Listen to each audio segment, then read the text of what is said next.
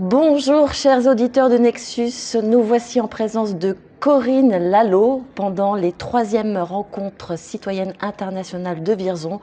Corinne qui a écrit de nombreux ouvrages, de nombreux articles pour le magazine Nexus, entre autres, et qui est présente aujourd'hui pour ces rencontres dont la thématique est le Covid, les vaccins Covid, mais Corinne vient de faire une conférence il y a 4 jours pour le média BAM sur la DNC, donc la dermatose nodulaire contagieuse. De prime abord, on croirait que le Covid et la DNC ne sont pas liés, mais bien au contraire selon toi, Corinne.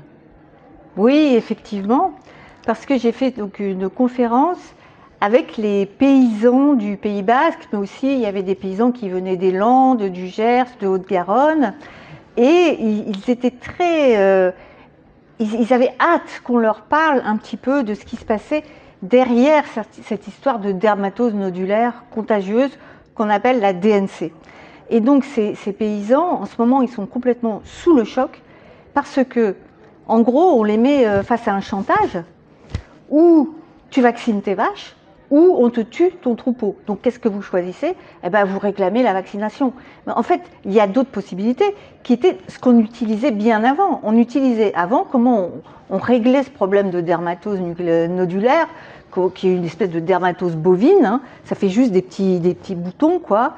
Eh bien, les offices internationaux disaient qu'il fallait simplement isoler la vache pendant 28 jours. Et au bout de 28 jours, tout était réglé et ils pouvaient même exporter leurs bovins. Vous voyez?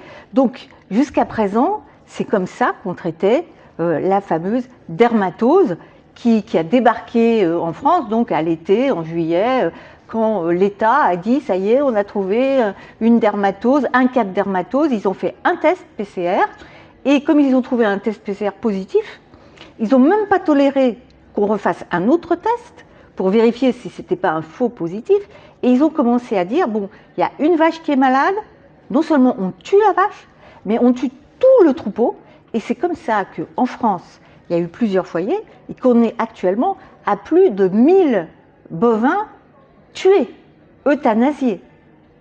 Et ces bovins qui ont été euthanasiés étaient en parfaite santé. Et même en plus, c'était aussi des bovins vaccinés. Donc ils ont vacciné les bovins et ils les ont tués. Et en plus, après, il n'y a plus de bovins. Mais il faut attendre encore quelques mois pour pouvoir avoir de nouveaux bovins et ensuite les exporter. Et en attendant, toute la génétique du troupeau a été annihilée parce que les paysans, pour constituer un troupeau, ils ont besoin de plusieurs générations de paysans. Donc vous voyez comment on arrive, l'État arrive, massacre le troupeau et en gros tue toute la génétique de la famille. Alors, est-ce que tous les bovins tués étaient vaccinés? Peut-être pas tous quand même. Eh bien, le problème, c'est que d'abord, on ne le sait pas, mais qu'il y a certains troupeaux, je pense que, par exemple, au troupeau de Madame Lhomme, qui était dans le Doubs, je crois, eh bien, eux, ils avaient 80 vaches. Il y en a une qui a été positive. Ils sont arrivés le lendemain. Ils avaient vacciné toutes les vaches avant. Elles étaient toutes vaccinées parce qu'il y avait eu un cas avant, donc il y avait tout un périmètre qui avait été vacciné. Donc toutes leurs vaches étaient vaccinées. Ils sont arrivés, ils ont trouvé un cas positif. Ils leur ont interdit de faire une contre-expertise. Et ils ont massacré toutes les vaches le lendemain. Pourquoi massacrer? Parce qu'eux, ils ne voulaient pas qu'on tue leurs vaches. On ne leur a pas donné le choix. Et ils ont débarqué avec toutes les forces de l'ordre. Ils ont même empêché le fils de la famille de rentrer dans sa propre ferme. Ils les ont arrosés de gaz lacrymogènes, qui sont des gaz toxiques, qui sont aussi des gaz de combat, quelque part, puisque sont considérés comme des gaz de guerre, quelque part. Et donc, ils ont massacré tout le troupeau. Ça s'est passé dans le Doubs. Ça s'est passé dans l'Ariège. Je ne sais pas si vous avez suivi l'affaire de l'Ariège. Dans l'Ariège, ils sont arrivés parce que c'était deux frères agriculteurs. Il y avait une vache qui avait été trouvée positive. Là aussi, les vaches étaient vaccinées. Mais ça avait sonné positif au test PCR. Et quelque part, c'est pas étonnant parce que ça peut se révéler positif à cause de la vaccination. Vous voyez, ils sont supposés normalement avoir des tests et ensuite des analyses qui permettent de faire la différence entre un test positif PCR à la vaccination ou un test positif PCR à la maladie naturelle. Vous voyez? Mais quelquefois, là aussi, il y a des bugs et c'est pas aussi évident que ça. Et normalement, si vous voulez, ils devraient obtenir, de par la loi, le consentement éclairé de l'éleveur. Et ça ne se fait pas. Et qu'est-ce qu'ils ont fait dans l'Ariège? Ils ont carrément envoyé les blindés, des centaures, avec la gendarmerie, avec les hélicoptères, et puis il y a eu l'événement qu'on a su, où finalement un des deux frères de la ferme a cédé, et il a accepté qu'on abatte le troupeau. Ils étaient vaccinés, ben là aussi ils étaient vaccinés. Ils ont accepté qu'on abatte le troupeau, mais avant d'abattre les vaches, ils les ont copieusement arrosés de gaz lacrymogène. Il paraît que c'était le chaos sur place, c'était les étables, les vaches qui étaient gazées, les hurlements, les meuglements pendant la nuit, ça a été terrible, ça a été un drame. Donc finalement, on parle de 1000 vaches, quand 1000 vaches ont été abattues, c'est 1000 vaches en France, c'est ça? Plus de 1000. Plus de 1000. Combien sont mortes de la DNC? Alors combien de vaches sont mortes de la dermatose alors qu'il y a plus de 1000 bovins qui ont été euthanasiés? Eh bien, on n'en sait rien, figurez-vous. Et on n'a même pas un exemple de vache morte selon le gouvernement.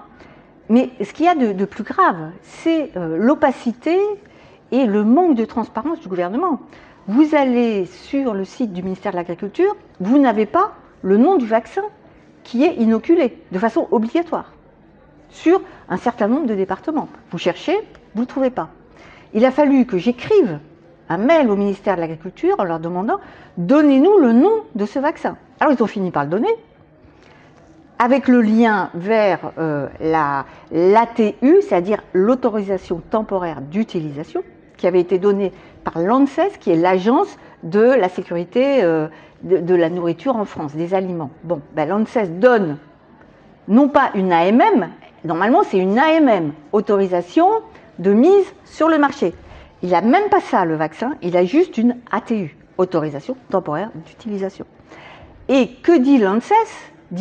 L'ANSES dit oui, certes, vous avez l'autorisation temporaire, bon, mais ce que vous nous avez fourni comme preuve, c'est un niveau de preuve limité. Ce qui veut dire qu'en gros, l'ANSES dit on n'a pas beaucoup de preuves que ce que vous avancez est vrai. Et qu'est-ce qu'ils avancent dans cette ATU, autorisation? Eh bien, que c'est un virus vivant atténué qui compose ce vaccin, et donc que ça peut provoquer la maladie elle-même, et que ça peut provoquer des nodules comme la maladie, et que ces nodules, comme la maladie, contiennent des virus, mais ces virus sont des virus vivants du vaccin, et non pas des virus vivants naturels, enfin, de la maladie sauvage. Donc, finalement, et ils disent d'autres choses, c'est que le virus du vaccin, qui est vivant, il peut passer dans le lait. D'accord? Et les paysans peuvent commercialiser leur lait tout de suite après. Donc nous, consommateurs, on va se retrouver avec du lait, du fromage, qui aura eu du virus vaccinal. Quelles sont les conséquences de ce virus vaccinal sur la santé des humains? On n'en sait rien. On n'en sait rien. Où sont les études? On n'en sait rien.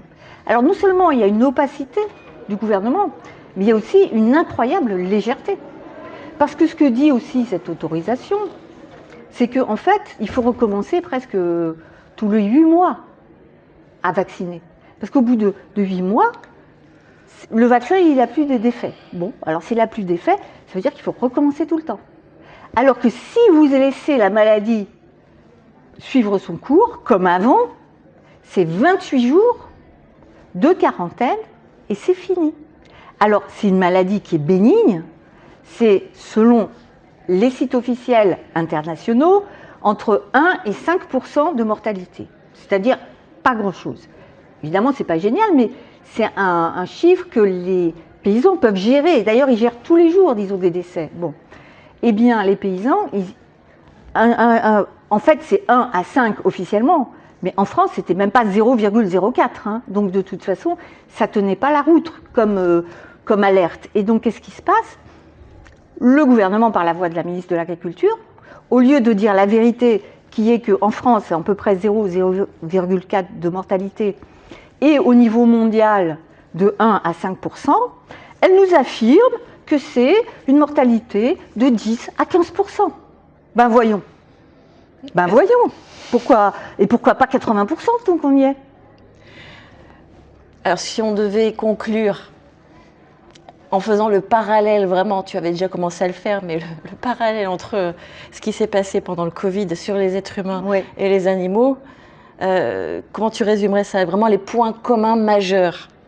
Alors j'ai fait tout un tableau, donc ça il faut regarder tout le tableau, mais le point commun c'est d'abord placer la victime en état de sidération. Donc le Covid c'est le confinement, la dermatose c'est l'abattage. Mais ce qu'il faut savoir, c'est ce que j'explique dans la conférence, c'est qu'il y a un rapport de la Cour des comptes qui préconise de réduire le cheptel bovin français de 39% à l'horizon 2035. Donc ils le veulent. Et ils veulent en plus que ce soit plutôt les petites fermes familiales qui disparaissent. Et ils le disent. Mais quelles sont les raisons qu'ils invoquent? Ils disent que c'est celles qui ont le plus de mal à vivre.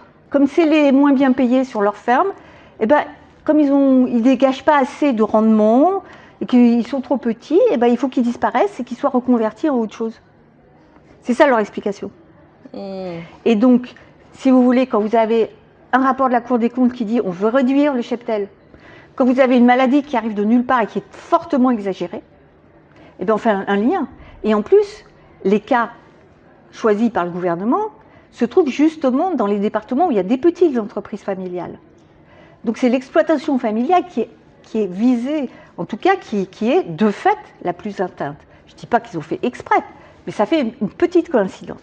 D'autant plus que dans le même temps, vous avez le Mercosur, qui est le traité de libre-échange entre l'Europe et l'Amérique du Sud, qui va permettre à des viandes bourrées d'hormones du Brésil de revenir en Europe avec 0 taxe. Et qui est-ce qui investit au Brésil?